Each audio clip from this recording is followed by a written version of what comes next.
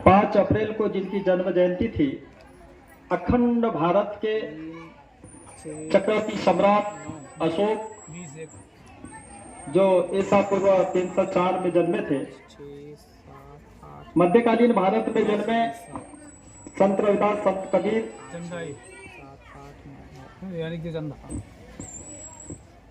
जाति जाति में बांटे गए महात्मा ज्योतिबा फुले जी, क्रांति ज्योति माता साई, महाराजा छत्रपति साहू महाराज जी जल जंगल जमीन के लिए संघर्ष करने वाले अंग्रेजों के साथ लड़कर उन्हें मजा चखाने वाले धरती के आबा वीर शहीद बिरसा मुंडा जी,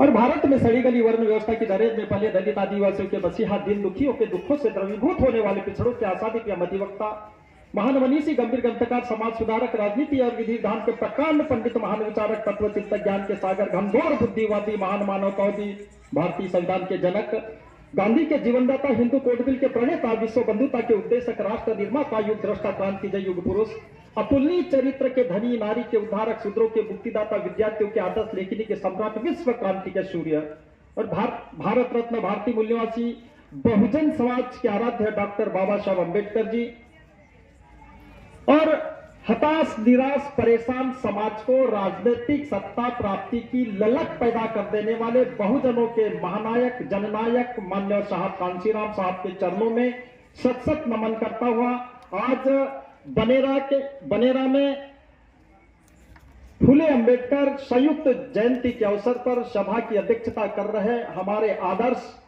सम्मानीय उदय सिंह पंचेश्वर गुरु जी, विशिष्ट अतिथि के रूप में हमारे बीच उपस्थित सम्मानीय किशोर मसूरकर जी, और जितने भी यहाँ पर उपस्थित हमारे आदरणीय अतिथिगण हैं, सम्मानित मंच, हमारे बीच हमारी बातों को सुन रहे हमारी माताएं, हमारी बहनें, नौजवान साथियों, आदरणीय बुजुर्गों, नन्हे मुन्ने बच्चों, और विशेषकर जो आज भाषण देना मुझे आता है, मैं बहुत दूर दूर तक भाषण देने जाता हूं, लेकिन आज मुझको मेरा बाप नजर आया, सम्यक मेश्राम। भाषण देने के क्षेत्र में सम्यक मेश्राम हम सब का बाप निकला, सौम्य मेश्राम।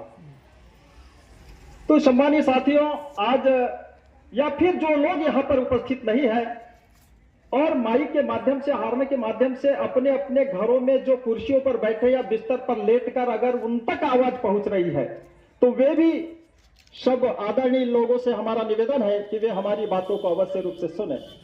सम्मानित साथियों, महात्मा ज्योतिबा फुले की जन्म जयंती, बाबा साहब डॉक्टर अंबेडकर की जन्म जयंती हम यहाँ पर संयुक्त रूप से मना रहे हैं, चूंकि हमारे जो महापुरुष है, महापुरुष बहुत सारे हैं, बहुजन समाज में जन्मे संत गुरु और महापुरुषों की बहुत बड़ी तादाद है, और वो महापुरुषों का इतिहास माननीय कांशीराम साहब ने पाताल खोद के ऊपर लाया और हम बहुजन समाज के लोगों को परोसा। इसीलिए हमें पता चला कि ज्योतिबा फुले भी कोई महापुरुष हुए हैं, सावित्रीबाई फुले भी कोई महापुरुष हुए हैं, और सम्राट अशोक आदि आदि जितने भी बहुजन समाज में संत गुरु और महापुरुष जन्मे हैं, उनका इतिहास हमको माननीय कांशीराम साहब से पता चला। इसलिए उनका भी मैं बहुत बहुत धन्यवाद करता हूं। सम्मानित साथियों, जैसा कि हम सभी लोगों को पता है कि महात्मा ज्योतिबा जो फुले 11 अप्रैल 1827 को पैदा हुए थे।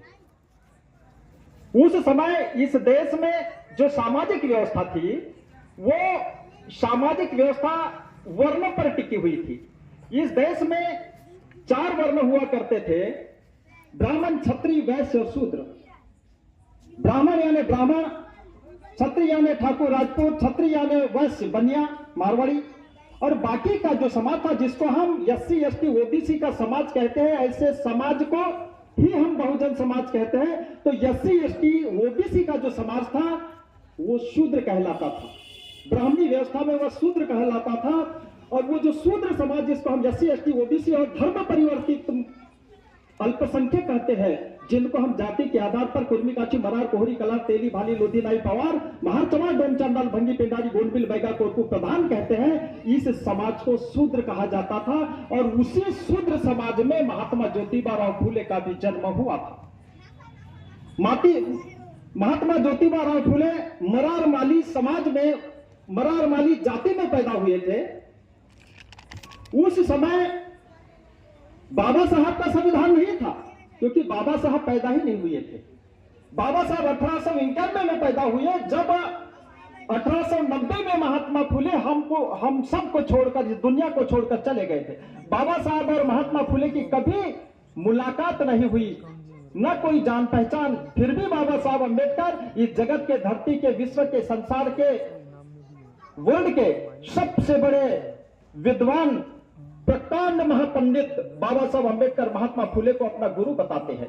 तो हमको सोचने की जरूरत है, हमको समझने की जरूरत है कि महात्मा फुले को आखिर बाबा साहब अम्बेडकर गुरु क्यों बनाते हैं, क्यों गुरु मानते हैं। तो सम्मानीय साथियों, अभी तक के जितने भी वक्ताओं ने आपको बताया और हमारे जो सौम्य मेश्राम जी ने जो बताया, वो मुझे नहीं लगता कि मुझे उन बातों को दोहराने की आवश्यकता है। और उनके भाषणों को सुनकर हमको ऐसा लगा कि यार ये बनेरा के लोग कैसे होंगे, हमारी जरूरत क्या थी यहाँ पर।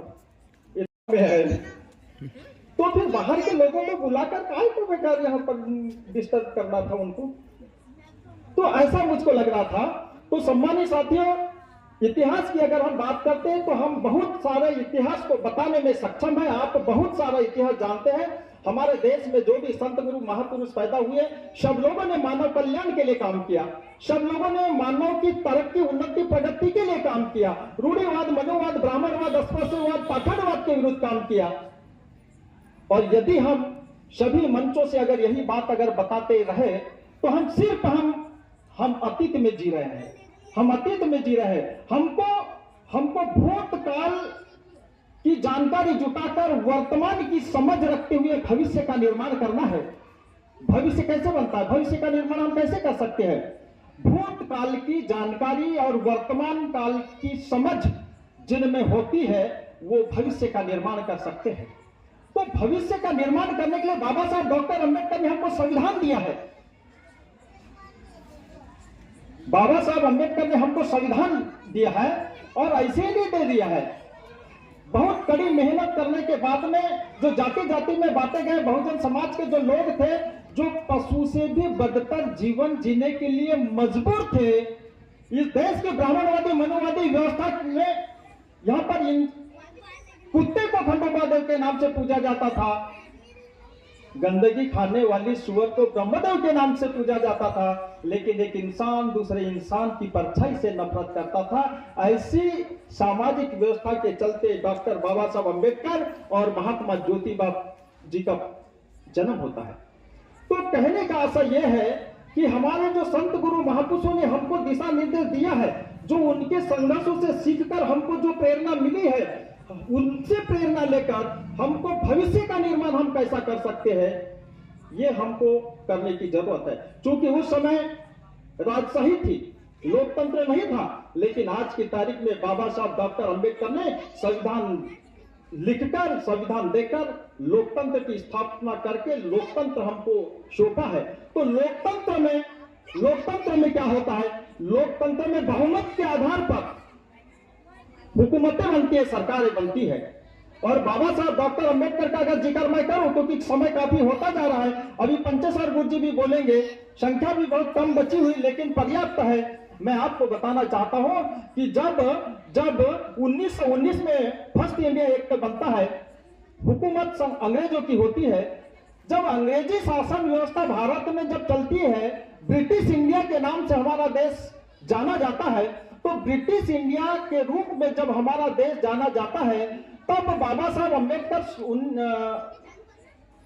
1916 में पढ़ लिख कर तैयार होते हैं और अपने समाज की आवाज को बुलंद करने के लिए अंग्रेजी हुकूमत के सामने अपने प्रतिवेदन पेश करना शुरू करते हैं। तब कहीं जाकर जो है 1919 में फर्स्ट इंडिया एक्ट बनता है। फर्स्ट इंडिया एक्ट में क्या होता है कि अंग्रेज लोग हमारे देश के जो जाति जाति में बांटे गए बहुजन समाज के लोग या उस समय शूद्र कहलाने वाले लोग, जिनको हम कुर्मी, काची, मरार, कोहरी, कला, तेली, भाली, लोधी, नाई, पोहार, महाचमा, डोमचांडाल, भंगी, पिंडारी, गोंडविल, बैगा, कोटकू प्रधान कहते हैं। ऐसे लोगों की तरक्की, उन्नति, प्रगति कैसे हो सकती है? इसीलिए 1919 में कानून बनाया। और यहाँ पर जो उनके जो वायसराय होते थे, जो इस देश की, भारत की जो सरकार को चलाते थे, जिनकी देखरेख में यहाँ की सरकारें चलती थी, जिनके मुखिया अंग्रेज होते थे, उनको आदेश दिया कि 10 साल के अंदर इस देश में जो दबे कुचले पिछड़े समाज के जो लोग हैं, जो जाति जाति में बांटे गए बहुजन समाज के लोग हैं, जो अधिकार वंचित समाज के लोग हैं, जो पशुत्व की जिंदगी जीने के लिए विवश और मजबूर है, ऐसे समाज के जीवन में तरक्की, उन्नति, प्रगति आ जानी चाहिए। इसीलिए 1919 में फर्स्ट इंडिया एक्ट बनता है और 1929 तक उसकी रिपोर्ट लेनी होती है। 10 साल का समय हमारे देश को मिलता है। लेकिन जैसे ही 1927 आता है, तो 1927 आता है तो क्या होता है कि जो उन्होंने 1919 में कानून बना रखा था कि भारत में रहने वाले जाति जाति में बांटे गए बहुजन समाज के लोगों की तरक्की, उन्नति, प्रगति हो जाना चाहिए, तो चलो हमने तो व्यवस्था कर ली है, लेकिन जाकर देखते हैं, जरा निरीक्षण करके देखते हैं कि सचमुच में उस देश के लोगों की, भारत के लोगों की तरक्की, उन्नति, प्रगति हुई क्या। और जैसे ही साइमन नाम का एक अंग्रेज अपने दलबल के साथ में भारत में कदम रखता है, तब यहाँ की कांग्रेस, गांधी और समूह इस देश के ब्राह्मण उस साइमन कमीशन का विरोध करते हैं, ये कहते हुए कि तुम लोगों को यहाँ पर निरीक्षण करने की आवश्यकता नहीं है, तुम लोगों को निरीक्षण करने की आवश्यकता नहीं है, ये हमारा देश है, हम देख लेंगे, हमें स्वराज चाहिए, हमें स्वराज चाहिए, हमें आजादी चाहिए, हम इस देश के लोगों का भला करें, बुरा करें, ये हमारी मर्जी है। जब मुंबई में साइमन कमीशन आता है, जब उनको कांग्रेस, गांधी के नेतृत्व में कांग्रेस और उस समय के समूल ब्राह्मण काले झंडे दिखाते हैं, जब काले झंडे दिखाते हैं तब वो अंग्रेजों का दिमाग खराब हो जाता है कि कैसे भारतीय होंगे, भारत के लोगों की तरक्की, उन्नति, प्रगति करने के लिए हमने कानून बनाया है, भले शासन सत्ता हमारी है, हुकूमत हमारी है, लेकिन ये कितने अच्छे लोग हो सकते हैं कि अपने देश की तरक्की, उन्नति न हो, उसके लिए काला झंडा दिखाते हैं। तब वो जो है साइमन कमीशन पश्चिम बंगाल जाते हैं, कलकत्ता जाते हैं, और कलकत्ता में भी कांग्रेस, गांधी जी के नेतृत्व में समूल ब्राह्मण जो है वहां पर साइमन कमीशन का विरोध करते हैं। और जब साइमन कमीशन का विरोध करते हैं तो उस समय के एसपी और कलेक्टर अंग्रेज हुआ करते थे, उस समय के एसपी और कलेक्टर जो होते थे वो अंग्रेज हुआ करते थे। तो लाला लाजपत राय के नेतृत्व में वहां पर कांग्रेस जो है साइमन कमीशन का विरोध करते हैं, काले झंडे दिखाते हैं। तो ब्रिटिश एसपी का, अंग्रेज एसपी का दिमाग खराब हो जाता है कि कैसे भारतीय नेता होंगे, भारत को आजाद करने की लड़ाई लड़ रहे हैं, लेकिन भारत के लोगों की तरक्की, उन्नति, प्रगति हम करना चाहते हैं और हमको प्रगति करने से रोकते हैं। इसीलिए लाला लाजपत राय को डंडों से पीट पीट कर एसपी ने मार डाला। साइमन कमीशन अपने देश चले गए, बोले यहां तो बड़ा उल्टा होता है, यहां के लोग कैसे पता नहीं।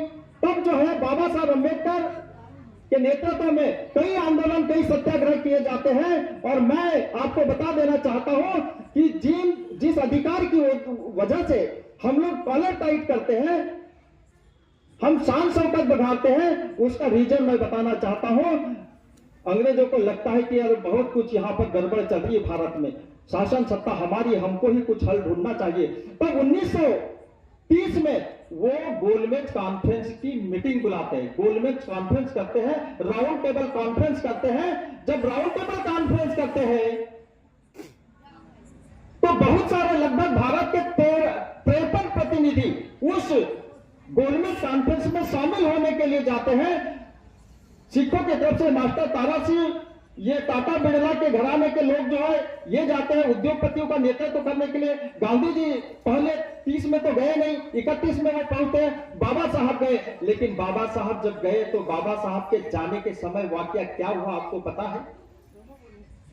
बाबा साहब ने अपना बैग को पैक किया। बाबा साहब के बेटे की तबीयत खराब थी, दवाई के अभाव में बाबा साहब का बेटा राजरतन जाने वाले दिन मर गया। बाबा साहब का बेटा राजरतन जब उस गोलमेज कॉन्फ्रेंस की बैठक में जाना था, इंग्लैंड जाना था, उसी दिन दवाई के अभाव में बाबा साहब का बेटा राजरतन मर जाता है।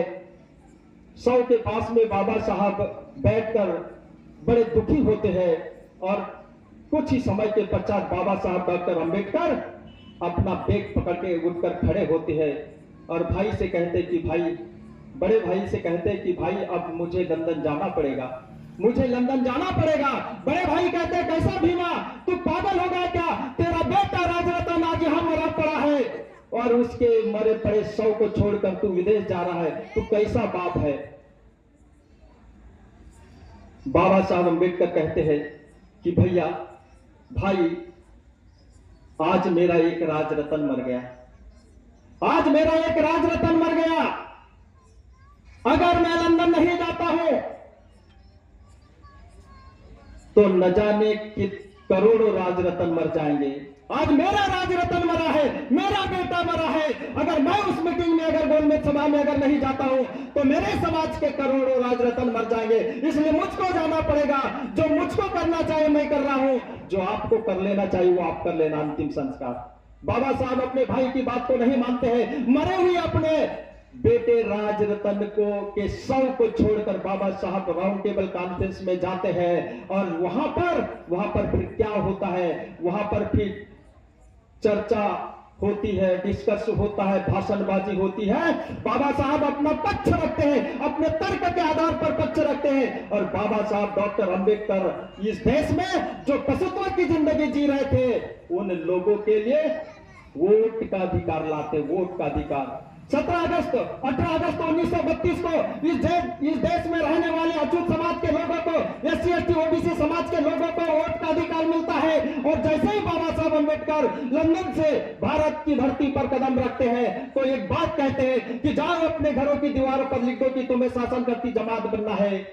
उस समय घर भी नहीं हुआ करते थे हमारे समाज के लोगों के पास, घास फूस की झोपड़ी में रहा करते थे। उस समय बाबा साहब कहा करते थे कि जाओ तुम्हारे लिए मैंने इतना बड़ा हथियार लाया हूं कि जिसका उपयोग प्रयोग करोगे और इस देश के हुक्मरान बन जाओगे। इसलिए बाबा साहब ने कहा कि जाओ अपने घरों की दीवार पर लिख दो तुम्हें शासन करती जमात बनना है।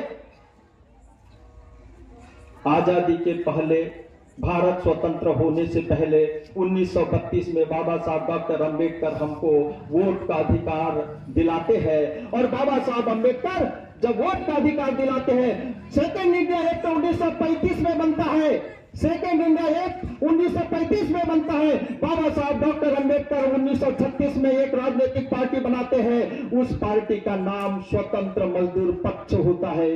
उस पार्टी का नाम स्वतंत्र मजदूर पक्ष होता है, जिसे लेबर पार्टी कहते हैं, जिसे लेबर पार्टी कहते हैं। बाबा साहब उस समय चुनाव लड़ाते हैं, 12-14 लोगों को MLA बनाते हैं। और उसके बाद फिर एक जो है 42 में वो शेड्यूल कास्ट फेडरेशन बनाते हैं। शेड्यूल कास्ट फेडरेशन के माध्यम से समाज की लड़ाई लड़ते हैं। और बाबा साहब मरने से पहले रिपब्लिकन पार्टी नाम की एक राजनीतिक पार्टी का पूरा ढांचा तैयार करते हैं। और जैसे ही वो जो है एक्सपोज करते, उससे पहले बाबा साहब 6 दिसंबर 1956 को हम सबको छोड़कर चले जाते हैं। तो मेरा कहने का आशय यह है कि अगर हमने 75-77 साल आजादी के हमने देखे हैं, लेकिन उससे पहले बाबा साहब अम्बेडकर ने हमको वोट का अधिकार दिया। उसके पहले बाबा साहब अम्बेडकर ने हमको वोट का अधिकार दिया। 18 अगस्त 1932 को बाबा साहब ने हमको वोट का अधिकार दिया। बाबा साहब डॉक्टर अम्बेडकर को जब संविधान लिखने का अवसर मिला, क्योंकि जितने भी जो यहाँ के पंडित पुजारी थे, जितने भी लोग थे, मनुवादी, ब्राह्मणवादी, पाखंडवादी, अस्पृश्यवादी, रूढ़िवादी, जितने भी नेता थे, बाबा साहब के सामने सब नतमस्तक थे। बाबा साहब दुनिया के सर्वश्रेष्ठ विद्वान जो कहलाते हैं, उनके सामने यहाँ की सरकार को, यहाँ के नेताओं को झुकना पड़ा। और बाबा साहब की विद्वता के सामने उनको अपना प्रस्ताव रखना पड़ा कि बाबा साहब डॉक्टर अंबेडकर, भारत का संविधान तो आप ही लिख सकते हैं, क्योंकि देश तो आजाद हो गया, लेकिन देश को आजाद होने के बाद में कानून की जरूरत पड़ती है। और यदि किसी को यह भ्रम है, तो जितने भी गांधी के समर्थक और कांग्रेस के समर्थक होंगे, उनको मेरा ओपन चैलेंज है कि गांधी की वजह से देश आजाद नहीं हुआ है। और गांधी की वजह से अगर देश आजाद हुआ तो उसके साथ में ओपन चैलेंज है मेरा, डिबेट करने के लिए मैं तैयार हूं। क्योंकि 15 अगस्त 1947 को भारत देश आजाद होता है। 15 अगस्त 1947 को हमारे देश से अंग्रेज जाते हैं, लेकिन 9 अगस्त 1946 को ही भारत का संविधान बनाने के लिए संविधान सभा की पहली बैठक होती है, शायद 9 दिसंबर 1946 को, और उसके अध्यक्ष डॉक्टर सच्चिदानंद सिन्हा होते हैं। जब संविधान सभा का निर्माण हो चुका था, संविधान लिखने वाली, संविधान बनाने वाली पहली बैठक जब इस देश में होती है, वो तारीख 9 दिसंबर 1946 को होती है। 15 अगस्त 1947 को देश आजाद होता है, लेकिन उसके बाद बाबा साहब जो है संविधान लिखना प्रारंभ कर चुके होते हैं। आजादी के पहले से ही भारत का संविधान लिखना शुरू हो चुका था।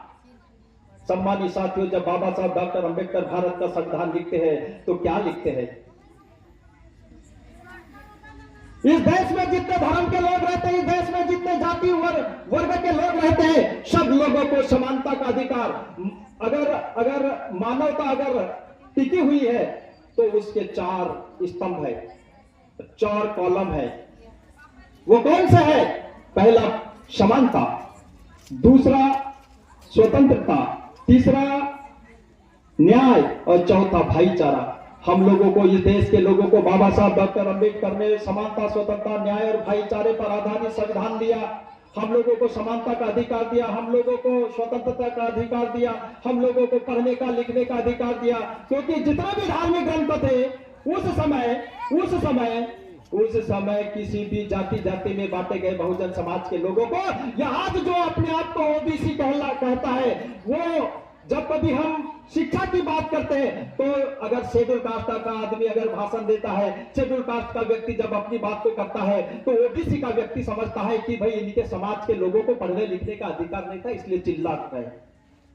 इस देश का कोई भी ओबीसी, चाहे वो कुर्मी का चुमरार हो, चाहे फिर पोहरी कलाम तेली भाली लोदिलाई पवार हो, किसी को पढ़ने लिखने का अधिकार नहीं था। क्योंकि मनुस्मृति के 206 पृष्ठ क्रमांक पर एक बात लिखी है, स्त्री शूद्रो न शिक्षा धीता, स्त्रियों को और शूद्रों को शिक्षा ग्रहण करने का अधिकार नहीं होगा। तो स्त्री यानी जो जितनी भी जाति बिरादरी के लोग हैं, उनके घरों की स्त्री, लेकिन बामन बनिया ठाकुरों के भी घर की स्त्री को पढ़ने लिखने का अधिकार नहीं था।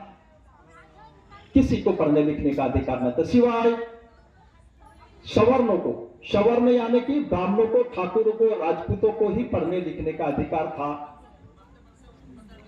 और हमारी गुलामी का अगर सबसे बड़ा कोई कारण है तो हमारी अशिक्षा है। क्योंकि महात्मा फुले अभी हम लोगों को बता चुके हैं कि विद्या बिना मति गेली, मति बिना नीति गेली, नीति बिना गति गेली, गति बिना वित्त गेले, वित्त बिना शूद्र खसले आणि एवढा अनर्थ एका विद्याने केले।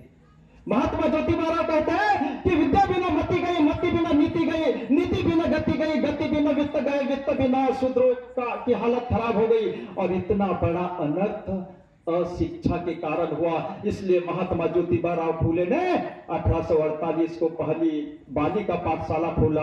1852 में उन्होंने शूद्र बालक पाठशाला खोला। उधर 56 में उन्होंने प्रौढ़ शिक्षा खोला। और 1873 में सत्य को शोधने का समाज, सत्य शोधक समाज की स्थापना उन्होंने की।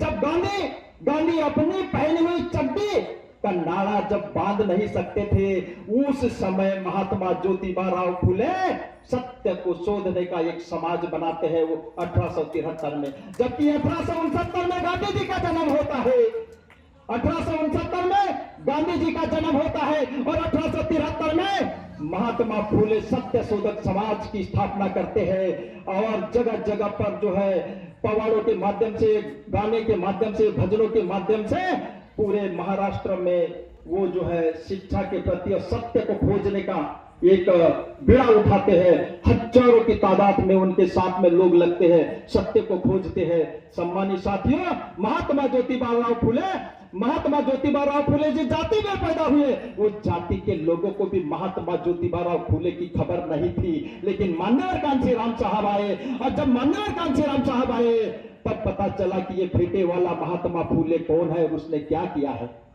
ये साहूजी महाराज कौन है, ये हमारे समाज के लोगों को पता नहीं था, क्योंकि वो कुणबी जाति में पैदा हुए थे। लेकिन कुणबी जाति में पैदा होने वाले महापुरुष की जानकारी कुणबी समाज के भी लोगों को नहीं थी। अगर कांशीराम साहब अगर नहीं होते तो आज मैं कहता हूं कि बाबा साहब अम्बेडकर भी धूमिल हो जाते। बाबा साहब अम्बेडकर भी शायद, क्योंकि मैं 1990 से पैम्पलेट बांट रहा हूं, और जब 1990 के दशक में जब हम पैम्पलेट बांटते थे बाबा साहब डॉक्टर अम्बेडकर के फोटो वाला, तो ये ओबीसी समाज के लोग पैम्पलेट हाथ में पकड़ना भी पसंद नहीं करते थे। पैम्पलेट पढ़ने की तो बात अलग है, वो अगर वो कहीं ऐसा दिखा दूर से कि बाबा साहब अम्बेडकर का फोटो है, तो ओबीसी समाज के अधिकतर लोग जो उस पैम्पलेट को पकड़ना पसंद नहीं करते थे। क्या लिखा ये पढ़ने की तो बात दूर दूर तक है। सम्मानित साथियों, तो बाबा साहब अम्बेडकर ने हमको पढ़ने लिखने का अधिकार दिया। महात्मा ज्योतिबा फुले की एक इच्छा थी कि फ्री एंड कंपल्सरी एजुकेशन, ये देश में सरकार की जिम्मेदारी होना चाहिए कि फ्री एंड कंपल्सरी एजुकेशन मिले और 10 साल के बच्चों तक कम से कम पढ़ लिख जाए। लेकिन बाबा साहब अम्बेडकर ने चूंकि ओबीसी के महात्मा फुले को अपना गुरु बनाया था, और भारत का संविधान लिखने की जब बाबा साहब अम्बेडकर लिखने लगे, तब उनको अपने गुरुजी याद आए, महात्मा ज्योतिबा फुले, कि मेरे गुरुजी ने बताया है कि 10 साल तक की उम्र के प्रत्येक बच्चों को, चाहे किसी भी जाति धर्म वर्ग पंथ का बच्चा हो, उसको फ्री एंड कंपल्सरी एजुकेशन मिल जाना चाहिए। इसीलिए बाबा साहब अम्बेडकर ने 14 साल तक के बच्चों को फ्री एंड कंपल्सरी एजुकेशन मिले, ऐसी भारत के संविधान में व्यवस्था की। लेकिन यदि बाबा साहब अम्बेडकर ने बच्चों को 14 साल तक पढ़ने लिखने की, यानी 8वीं क्लास तक पढ़ने लिखने की अगर व्यवस्था संविधान में की, सम्मानित साथियों, मुझे जानकारी है कि 2009 में उस कानून को पास किया गया और फ्री एंड कंपल्सरी एजुकेशन का कानून 2009 से शुरू किया गया। फिर क्या हुआ? लेकिन जो गांव देहात में जो बच्चे रहते हैं, जो प्रतिभावान है, जो होनहार है, अगर गरीब का बेटा है, किसान का बेटा है, वो शहरों में अगर उच्च शिक्षा के लिए अपने बेटे की पढ़ाई को नहीं करा सकता है, तो बाबा साहब अम्बेडकर ने भारतीय संविधान के 46 में, अनुच्छेद 46 में, धारा 46 में ऐसी व्यवस्था की है कि अगर कोई भी अगर होनहार बच्चा जो गांवों में देहातों में कस्बों में रहता है, गांव देहात में कस्बों में रहने वाला वो बेटा अगर होशियार है, पढ़ने में उसकी अगर रुचि है, अगर वो पढ़ लिख कर अगर आगे बढ़ना चाहता है, अगर उच्च शिक्षा ग्रहण करना चाहता है, तो सरकार को निर्देश दिया है कि ऐसे बच्चों के लिए आप हॉस्टल की व्यवस्था करेंगे, जहां पर वो बच्चा रहकर खाना पीना फ्री का करेगा, किताब और नोटबुक फ्री की लेगा, और वहीं पर उसका आवासीय रहन सहन होना चाहिए। इसलिए हॉस्टल की व्यवस्था बाबा साहब अम्बेडकर ने किया। लेकिन जब हॉस्टल की सुविधा लेकर अगर हमारा बेटा अगर पढ़ लिख जाता है, स्कूल में जो धनी बच्चे हैं वो लोग अगर उच्च शिक्षा ग्रहण कर लेते हैं, तो बाबा साहब अम्बेडकर ने कहा कि चूंकि ये पढ़ लिख कर काबिल हो गया है, इसलिए इस देश में जो भी शासन में, सत्ता में, भूमि में, व्यापार में इसकी भागीदारी होना चाहिए। सम्मानित साथियों, अगर जितनी भी संस्थानें, अगर यहाँ पर सरकारी संस्थानें हैं, वहां पर कर्मचारी अधिकारियों की जरूरत पड़ती है, तो क्यों नहीं जिसकी जनसंख्या जितनी है उसके अनुपात में उनके बच्चों का प्रतिनिधित्व भी उन्हें दिया जाना चाहिए। बाबा साहब डॉक्टर अम्बेडकर ने इसकी व्यवस्था की, और ओबीसी के लोग इस देश में 52% है, और मैं समझता हूं कि अगर आज की तारीख में सर्वे होने दो तो ये पवारों की, ये तेली लोधी नाइयों की आबादी लगभग 60% है, भारत में 60% है। तो बाबा साहब अम्बेडकर ने संविधान में लिख कर गए कि क्या लिख कर गए कि देश में अगर ओबीसी के लोग अगर 52% है, तो 52% नियुक्ति सभी डिपार्टमेंट में होना चाहिए। अगर 100 टीचर की भर्ती होती है, तो 100 टीचर की भर्ती अगर होती है, तो 52 टीचर ओबीसी के रहना चाहिए। लेकिन ओबीसी के यहाँ पर विधायक बनते हैं, ओबीसी के यहाँ पर सांसद बनते हैं, लेकिन इतने बड़े नालायक विधायक सांसद बनते हैं कि ओबीसी के बच्चों की भर्ती नहीं होती, फिर भी झंडे डंडे के साथ में टिके हुए होते। कम से कम ओबीसी के नेता हो, ए विधायक जी, ए सांसद जी, अगर एससी एसटी के लिए बात न करो तो चलेगा, हम तो इतने सहते आ रहे, सह लेंगे, लेकिन कम से कम जिस जाति बिरादरी से तुम्हारा ताल्लुकात है, जो जाति बिरादरी के लोग सामने होकर तुम्हारे लिए झंडे और डंडे पकड़ते हैं। सम्मानित साथियों, विधायक जी, सांसद जी, कम से कम उस समाज के बारे में तो थोड़ी बहुत आवाज विधानसभा लोकसभा भवन में उठा लेते। लेकिन मैं आपकी जानकारी को बता दूं, अगर ओबीसी के भाई अगर यहां पर मेरी बात को सुन रहे हैं, 3743 जाति का समाज ओबीसी समाज है, जिसको हम पिछड़ा वर्ग कहते हैं। वो पिछड़ा वर्ग का 3743 जाति के लोगों को 1984 तक जाति प्रमाण पत्र नहीं मिलता था। नोट कर लो, नोट कर लो। ये ओबीसी के मेरे भाइयों, ओबीसी समाज के मेरे भाइयों, अगर अपने घरों में सो रहे हो तो भी सुन लेना, ओबीसी समाज के लोगों का कास्ट सर्टिफिकेट 1984 तक नहीं बना। लेकिन मान्यवर कांशीराम साहब ने एक राजनीतिक दल बनाया जिसका नाम बहुजन समाज पार्टी है, जिसका नाम बहुजन समाज पार्टी है। और उन्होंने नारा दिया, क्या नारा दिया कि पिछड़ा वर्ग जब जागेगा चोर लुटेरा भागेगा, एससी एसटी ओबीसी ये भारत के मूल्यवासी, वोट हमारा राज तुम्हारा नहीं चलेगा, नहीं चलेगा। मंडल आयोग लागू करो वरना कुर्सी खाली करो का नारा दिया। पूरे भारत भर साइकिल चला चला कर अपने कार्यकर्ता साथियों के साथ में भारत का भ्रमण किया और उन्होंने नारा दिया कि पिछड़ा वर्ग जब जागेगा चोर लुटेरा भागेगा। कहा मंडल आयोग लागू करो वरना कुर्सी खाली करो। तो ओबीसी के पढ़े लिखे भाइयों से कहना चाहता हूं कि मंडल आयोग से एससी एसटी का कोई सरोकार ताल्लुकात नहीं है। अगर मंडल आयोग की रिपोर्ट लागू होती है तो महार का बेटा, चमार का बेटा, गोंड का बेटा चपरासी भी नहीं बनने वाला है, चपरासी भी नहीं बनने वाला है। संयोग से 3 सांसद जीतकर आते हैं। 1990 में वीपी सिंह प्रधानमंत्री बनते हैं। वीपी सिंह जब प्रधानमंत्री बनते हैं तो अल्पमत की सरकार बनती है, मतलब गठबंधन की सरकार बनती है। और जब गठबंधन की सरकार बनती है, बनाने से पहले कांशीराम के पास में वीपी सिंह आते हैं कि कांशीराम जी आपके सांसद जीत चुके हैं, कृपया अगर हमको समर्थन अगर करते हैं तो हमारी सरकार बन जाएगी। कांशीराम ने बोला निसंदेह हम समर्थन करेंगे, लेकिन हमारी शर्त होगी। क्या होगी शर्त? शर्त होगी कि मंडल आयोग की रिपोर्ट को लागू करना पड़ेगा। इस देश में जो पिछड़ा वर्ग के लोग रहते हैं, इस देश में जो कर्मिका चिमरार कोहरी कलार तेजी भाली लोधी नाई पवार रहते हैं, ऐसे समाज के बच्चों को शिक्षा और सर्विस में आरक्षण देना पड़ेगा। दूसरी शर्त की बाबा साहब अम्बेडकर को भारत रत्न देना पड़ेगा। वो भले ही नहीं देना चाहते होंगे, लेकिन कांशीराम के समर्थन के बगैर उनकी सरकार नहीं बन सकती थी। मजबूरी में वीपी सिंह ने उस बात को माना कि हां मैं ओबीसी को आरक्षण दूंगा, मंडल आयोग की रिपोर्ट को लागू करूंगा। और जब वीपी सिंह की सरकार चलती है, मंडल आयोग की रिपोर्ट को लागू की जाती है, बाबा साहब अम्बेडकर को भारत रत्न दिया जाता है। लेकिन जैसे ही ओबीसी समाज के लोगों को, ये पूर्वी काची मरार कोहरी कलार तेजी भाली लोधी नाई पवारों को, जैसे ही उनके बच्चों को शिक्षा में आरक्षण मिलता है और सर्विस में आरक्षण मिलता है, भारतीय जनता पार्टी अपना समर्थन वापस ले लेती है और वीपी सिंह की सरकार गिर जाती है।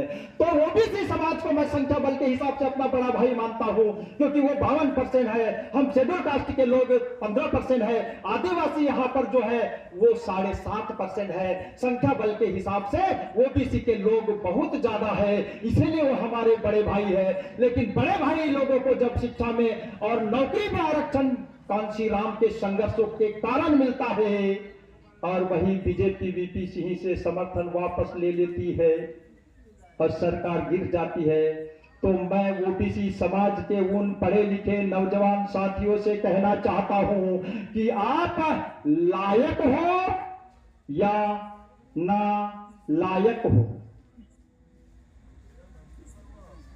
दो में से कोई एक होंगे।